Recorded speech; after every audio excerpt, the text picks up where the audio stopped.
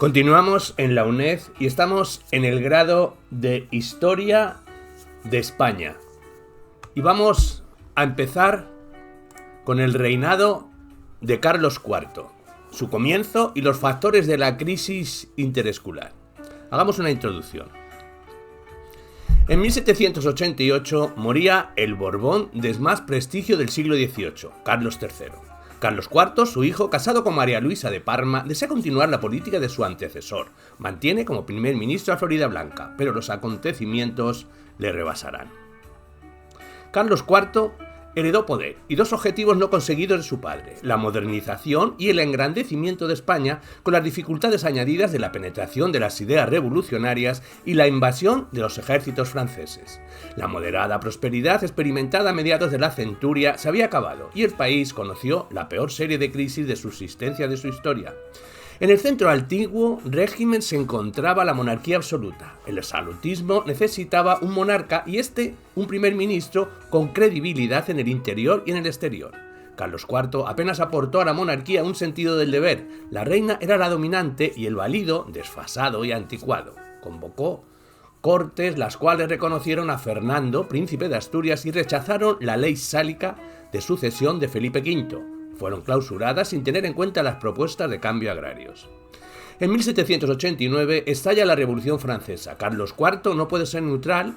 En política exterior oscila a favor o en contra de Francia y lo mismo sucedía con Inglaterra. Ese mismo año, las Cortes derogan la ley sálica promulgada por Felipe V, estableciéndose la pragmática sanción que hace posible la sucesión femenina al trono.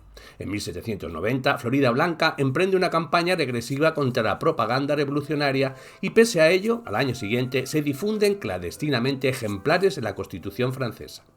En febrero de 1792, Aranda sustituye a Floridablanca y logra su encarcelamiento. Persona indecisa, propugna la política de coexistencia con la República Francesa recién creada. En noviembre del mismo año, Manuel Godoy y Álvarez Faria sustituye a Aranda. Godoy intenta liberar a Luis XVI y una vez ejecutado decreta la expulsión de los súbditos franceses residentes en España. La Convención Francesa declara la guerra a España y se pone fin al tercer pacto de familia y comienza a partir de este momento de la alianza hispano-británica. Carlos IV y María Luisa. ¿Qué fue de toda su vida? Carlos IV, dice la censura amarga de sus enemigos o de sus émulos, sino un rey bondadoso, sencillo, fácil y sobradamente crédulo. Y para otros un hombre de natural pacífico y su índole benigna, generosa, afable, no le inclinaban al arte de ejercer la inhumanidad por reglas y por principios, pero frente a esta visión tópica hay multitud de ejemplos de lo contrario, como cuando visitó Barcelona para las bodas reales de 1802, en que mostró un gran interés por visitar las instalaciones militares y acudió a Figueras para conocer personalmente los motivos y circunstancias de su rendición durante la guerra con Francia de 1793 a 1795 y la historiografía más reciente le concede un papel activo en la dirección de la política exterior española. Cierto es que aficionado a la música de Boccherini y a la pintura de Goya, había heredado de sus antecesores la adoración por las actividades campestres, sobre todo la caza y la equitación. Se sentía muy inclinado por las actividades manuales y estaba imbuido por un concepto familiar de la monarquía, sintiéndose defensor nato de la dinastía borbónica y en especial protector de sus ramas italianas. Su esposa, María Luisa de Parma, era una gran aficionada al lujo y a las joyas. Fue objeto de una cruel campaña de desprestigio auspiciada por los enemigos de Godoy y continuada por la historiografía posterior. Su actividad política no fue desdeñable y los informes diplomáticos que los embajadores de las potencias europeas, con representación en Madrid, enviaban a sus superiores, señalaban con frecuencia a María Luisa como la inspiradora de la acción política española. Nadie le ha disputado una imaginación feliz, un entendimiento despejado, un talento sublime, una política profunda, una comprensión vasta, o un manejo y destreza en los negocios arduos y complicados y un genio nacido para el trono, con no menores disposiciones que otras reinas gobernantes. Hablemos de la etapa de Floridablanca y el temor al contagio revolucionario. Las buenas relaciones de Carlos IV había sostenido con Aranda habían llevado a suponer a este y a sus partidarios que Floridablanca sería desplazado de la Secretaría de Estado al acceder al trono el nuevo rey. Aranda consideró que el futuro Carlos IV le confiaría la gobernabilidad de España en sustitución de Floridablanca, una vez llegado al trono. Pero para su sorpresa, José Moñino fue confirmado en su puesto como secretario de Estado, pues así se lo había aconsejado en el momento mismo de su muerte Carlos III que le mantuviera en el cargo.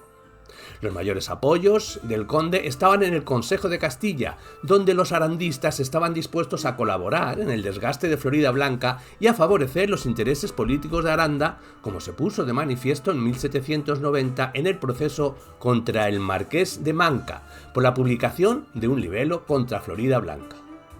El marqués fue detenido, juzgado por el Consejo de Castilla, que recibió instrucciones de Floridablanca para que infligiera un castigo ejemplar. Sin embargo, Floridablanca tuvo ocasión de comprobar en el momento del veredicto la fuerza de los arandistas en el Consejo de Castilla, pues 11 consejeros votaron a favor de la exculpación de Manca y 13 en contra. La segunda decisión del nuevo rey, tras la confirmación del equipo ministerial heredado de su padre, fue convocar las Cortes. De ellas hablaremos. Las Cortes de 1789. Las preceptivas Cortes fueron convocadas el 5 de mayo de 1789 a efectos de que los procuradores jurasen como heredero al infante don Fernando. Eran 37 las ciudades y villas con voto, de las que 20 eran castellanas y las 17 restantes los territorios de la antigua Corona de Aragón. El aspecto de mayor interés que trataron las Cortes fue el relativo a la sucesión de la corona para derogar el auto acordado el 19 de mayo de 1713 por el que se impedía el acceso al trono a las mujeres. 3 razones llevaron a Carlos IV a plantear esta cuestión sucesoria. La primera, la preocupación por la supervivencia de sus descendientes masculinos, puesto de los 6 hijos varones habían fallecido 4, superviviendo solo Fernando y Carlos, mientras que las 4 hijas ya habían alcanzado la adolescencia. La segunda, por razones de política exterior, ya que existía la posibilidad, en caso de extinguirle la línea masculina, que la infanta Carlota Joaquina, casada con el heredero al trono portugués, uniera ambas coronas. Y la tercera, por razones jurídicas, ya que el auto acordado en 1713 obligaba a que el heredero fuera nacido y criado en España, condición que no reunía a Carlos IV, que lo había hecho en Nápoles, si bien las Cortes de 1760 le habían jurado como heredero sin dificultad. Las Cortes lo aprobaron, por unanimidad, pero su no publicación como pragmática impidió que fuera conocido adecuadamente este restablecimiento, lo que daría lugar en el siglo XIX al conflicto dinástico sobre la sucesión de Fernando VII que desembocó en las guerras carlistas. Otros temas tratados porque tanto Campomanes como Floridablanca deseaban que los procuradores apoyaran textos legales de tono reformista, si bien no eran de carácter tributario. Así, los textos legales que fueron examinados eran de contenido socioeconómico y hacían referencia a la necesidad de limitar la amortización de tierras, al acercamiento de las propiedades o a la evitación del latifundismo. Hablemos de la Revolución Francesa y los gobiernos de Floridablanca y Aranda. El pensamiento político de Floridablanca. Floridablanca puso a disposición de Carlos IV su eficacia, su seriedad y dominio, por lo que fue acusado de despotismo ministerial por sus enemigos, pero su mayor ansiedad la provocaban los acontecimientos en Francia, el estallido de la Revolución Francesa que horrorizó al ministro y condicionó toda su política. No era un cambio brusco, él era un servidor del absolutismo, conservador más que reformador radical, convencido partidario del orden y del progreso. Su reacción ante la Revolución Francesa fue la lógica de un ministro español. En su pensamiento político no había lugar para la desobediencia de la autoridad legítima. Hablemos de la introducción de la propaganda revolucionaria. Floridablanca decidió que era necesario preservar a España del contagio revolucionario. Incrementó el número de tropas de la frontera. Estableció una rígida censura sobre la prensa a través de la Inquisición y prohibió la introducción de publicaciones francesas. El temor a la propaganda llevó al gobierno a suprimir la especulación política en España, al iniciar una campaña que restringió la libertad de pensamiento y que afectó a la enseñanza universitaria. Pero el peligro era imaginario. En España seguían produciéndose los tradicionales tumultos por la escasez de grano y el elevado precio del pan, sin contenido ideológico.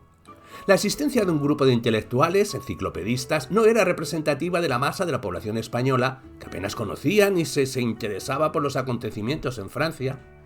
Las noticias remitidas desde Francia en el verano de 1789 por el embajador Fernán Núñez provocaron en los ambientes cortesanos de Madrid un considerable impacto y pánico, que acentuó la determinación de Floridablanca de evitar por todos los medios la penetración de las noticias del país vecino y sobre todo de las doctrinas republicanas, y se sabía que suministraban noticias sobre los planes de hacer llegar a España agentes subversivos y propaganda sediciosa, y pronto fueron intervenidas en Cádiz y en Navarra, copias de la declaración des Droits y Devoris der Homme. Los medios utilizados para introducir los escritos revolucionarios eran variados. Hojas de periódicos usadas como envoltorios, forros de sombreros, libros encuadernados con cubiertas de título religioso e incluso abanicos estampados con dibujos de la toma de la Bastilla.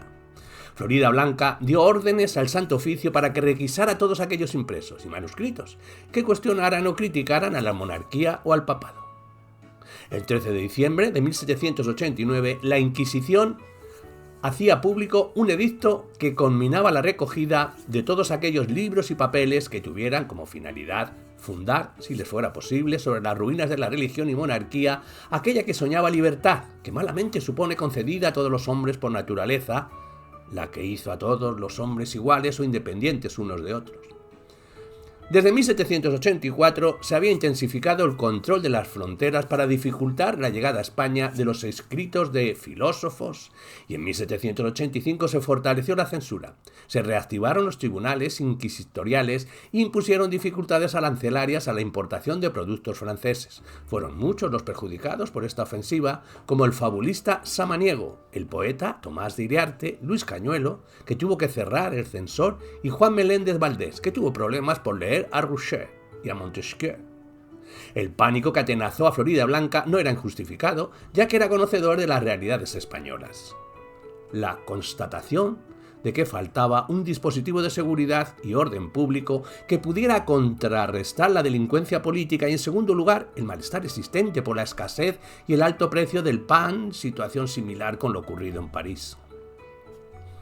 Las instituciones de seguridad existentes en España al iniciarse el reinado de Carlos IV estaban caracterizadas por su multiplicidad y escasos efectivos, su desconexión entre sí y sus competencias limitadas a áreas territoriales reducidas con prioridad en los centros urbanos. Así se tomaron varias medidas como la creación de la Comisión Reservada, la confección de un censo de extranjeros en España y la remisión de órdenes a los corregidores para retirar toda la propaganda que estimaran subversiva. Se hizo la Comisión Reservada, que era creada en 1791 para afrontar la amenaza política y tenía como objetivo perseguir a los maledicientes políticos y evitar que prendiera en España la semilla subversiva. Y la segunda medida, la confección de censos de extranjeros, mediante una Real Orden de 1791, donde se estipulaba la formación de matrículas de extranjeros residentes en estos reinos con distinción de transeúntes y domiciliados, siendo esta una función de los alcaldes de barrio en Madrid y de los corregidores del resto de España. De la caída de Floridablanca diremos que el aislamiento diplomático de España y la creciente disposición intervencionista de Floridablanca fueron determinantes para que Carlos IV se inclinara por una política menos inflexible que le permitiera mantener las relaciones con Francia frente a Inglaterra y salvar la cabeza de su real primo. Es probable que el embajador francés en Madrid sugiriera que un camino de dirección sería beneficioso, un cambio. Así como el abandono que sufrió Floridablanca por parte de algunos de sus amigos políticos, pues estos pensaban que perjudicaba los intereses españoles y dinásticos. Los arandistas tuvieron un papel destacado en la caída de Floridablanca. A raíz del proceso contra Manca se habían puesto de manifiesto los apoyos de Aranda en el Consejo de Castilla, cuyo gobernador, Campomanes, había sido sustituido por el conde de Cifuentes, ahora con el título de presidentes. Floridablanca sospechaba la existencia de un pacto entre Campomanes y Aranda, mientras que Cifuentes era un hombre de su plena confianza y recibía instrucciones para controlar las intrigas arandistas. Ya contaba con pocos apoyos de la nobleza y la Iglesia, y los asuntos de Francia jugaban en su contra, pues su negativa a aceptar la Constitución francesa, por ser contraria a la soberanía, ponía en peligro la vida del monarca francés. El 28 de febrero fue sustituido.